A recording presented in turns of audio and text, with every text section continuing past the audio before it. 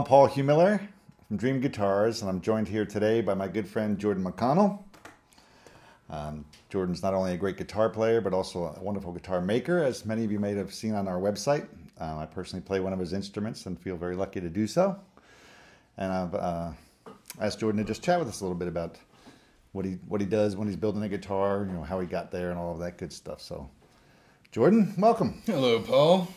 Welcome to Dream Guitars. Thank you. One of my favorite places on earth. Mine too. Excellent. It's like a big candy store. It's ridiculous. So I guess for starters, just tell our wonderful folks just a little bit about how you got inspired to want to build guitars. How did I get inspired to want to build guitars? It kind of happened by accident, to be honest with you. I got out of high school with no clear direction. I knew I wanted to go into architecture at some point, but needed to take some time off. And found out about a course you could take in the middle of nowhere in Saskatchewan. This town called Tegaski. You've got Moose Jaw, which is southern Saskatchewan, and then it goes up the road, and there's Eyebrow, Elbow, and then Tegaski is somewhere way up here. So literally the middle of nowhere. And in September of 1999, I went and stayed out there for a couple months as a fun thing to do. You know, I'll go build myself a new guitar because I needed a new acoustic anyway. I figured it'd be a fun thing to do, and I just fell absolutely in love with it. Like every aspect of it I thought was amazing and called to me in some way that nothing ever had before, really. So I built a workshop in my parents' backyard with my dad the summer before. It was going to be his workshop, Sure. You know, his sanctuary, this thing that he'd been dreaming about for years and years. And I helped him build it, and he was sort of a hobby woodworker. He'd do little projects here and there, and had built me an electric guitar when I was 13 or 14. But this was going to be his project place. So I came back from my 2 months in Saskatchewan and immediately kicked him out and said, "This is That's mine. This is now my guitar shop, Dad. I'm sorry." And he took it kind of hard, but he got over it, and I've been building there ever since. Awesome. Yeah. And I know your dad, I guess, got some of the space back because later on you taught him to build guitars, right? Yeah, he retired for a while due to health reasons, and I was touring a lot with my band at the time. But when I was home I'd be home for a couple weeks at a time, and I'd run through different processes with him. And he built 3 guitars over about a year and a half that all turned out really well. Awesome. Yeah, so now I put him to work once in a while. I get to be his boss every now and then. And one of those is one that you play a lot with your band, the Ducks. Yeah. I've played that guitar and seen it. It's very cool. Yeah, it's a cool guitar, right? It's got a really kind of punchy, big drive-in sound. Yeah. And I use that a lot on stage. It's actually my main stage guitar right now. Very cool. Yeah. That's because all the ones you build, we keep selling luckily them finding on. homes for you. So Yeah. One of these days I'll get to keep one again.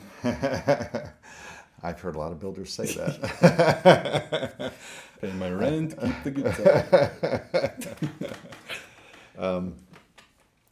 So right now, I know you're building the SJ model, which is the one that we've been doing a lot with, and it's got a really great, big, open sound. To me, it's a very modern sound, but yet, you know, definitely still has a toe in traditional sound, and just wonderful, versatile instrument. You talk a little bit about the design and maybe the bracing, sort of what you're going for there. Yeah, well, it's a big guitar to start off with. So you've already got a lot of bass happening just kind of naturally, and the bracing that I'm using is nothing. It's nothing too. The layout of the braces is not too radical or anything like that. You know, there's an X and some finger braces and a couple tone braces and a couple little things fit in here and there. And I tend to carve them in a different way. That's sort of where the voicing happens for me, the real, you know, trying to balance things out. And what I'm going for is a guitar that's, you know, light and responsive in the way that a lot of the really great modern guitars are, but still has enough sort of meat in it that when you dig in and start playing those heavy chords and you're, you know, flat picking or strumming, or you really, you know, even if you're playing fingerstyle and you really want to get in there and let that guitar bark at you, I like to leave enough, like I say, enough mass and enough wood in there that you still hear the wood and you still get the power that comes from that. Sure. And that can probably have the added benefit too of that, being a guitar that can then mature over time and get better and better. Yeah, exactly. Something that we like to see. Yeah, you want them to stick around for as long as possible. Yeah, here. Um, and as far as sort of your future goals or aspirations in building, and what any ideas of what you'd like to see down the road in my own building? Yeah. I mean, I was like, my goal right now is to keep refining the sound that I'm getting. Mm-hmm. I'm starting to develop my own aesthetic sense that involves a lot of I should tell you this story. In 2001, I went to Spain to a town called Sigüenza, which is about an hour and a half outside of Madrid. Mm-hmm. I could be totally wrong about that. I was on a bus and I was close enough. Yeah. Anyway, it's some distance outside of Madrid. We were drinking beers. I'll admit it. And we'd been to a bullfight the night before, which was crazy but awesome. So anyway, we get on this bus and drive out there, and I went and studied for a couple weeks with a guy named Jose Romanillos, who's an incredible master luthier and scholar. He's sort of the leading authority on Antonio Torres, and got to spend an amazing 2 weeks with him. Learned more than I'm still digging through what I learned, and I'll still have epiphanies once in a while about conversations that I had with him. So a lot of my aesthetic and even a lot of my building sensibilities, for the voicing and the structure of the guitar, come from studying both Jose's guitars and the guitars of Torres, Santos Fernandez, Herman Hauser, Simplicio, Garcia, all the amazing Spanish builders. Mm-hmm. They had a lot of ideas that are relevant to the steel string guitar if you can kind of figure out ways to work them in. Sure. So my aesthetic sense comes a lot from those guitars, and I'm not generally into really flashy looking instruments. I prefer to use beautiful woods and let the woods be the focus of the guitars. Instead of a lot of shell and fancy inlays here and there. Yeah. Although I'm not opposed to that. So I'm really, I feel like I've been building for about 12 years now, and I feel like I'm settling into a good, I've established the parameters that I'm going to be working within for a while. So I'm really just looking forward to buckling down and getting as many of those out and refining the aesthetics and the sound as much as I can. Great.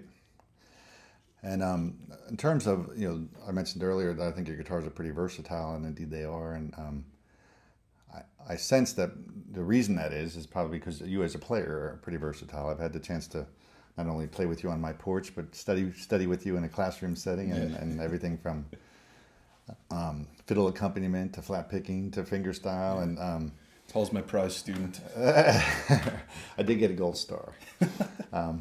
No, I didn't get an apple though. Come on. I didn't want to kiss up too much, But no, but I think some of my favorite builders that I've ever come across are pretty wonderful players, and I think it definitely comes through. And just wonder if you kind of concur with that. Do you think are you thinking as a player during the process while you're voicing? Oh yeah, absolutely. I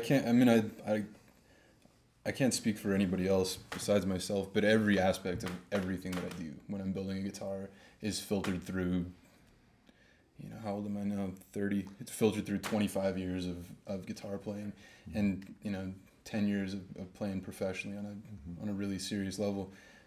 So yeah, I just can't think about it in any other way. Right. And I don't know how that would make my guitars different necessarily than somebody who doesn't play, but yeah, I'm thinking about all playability factors, sound factors, ergonomics of what's happening, right. All that kind of stuff gets.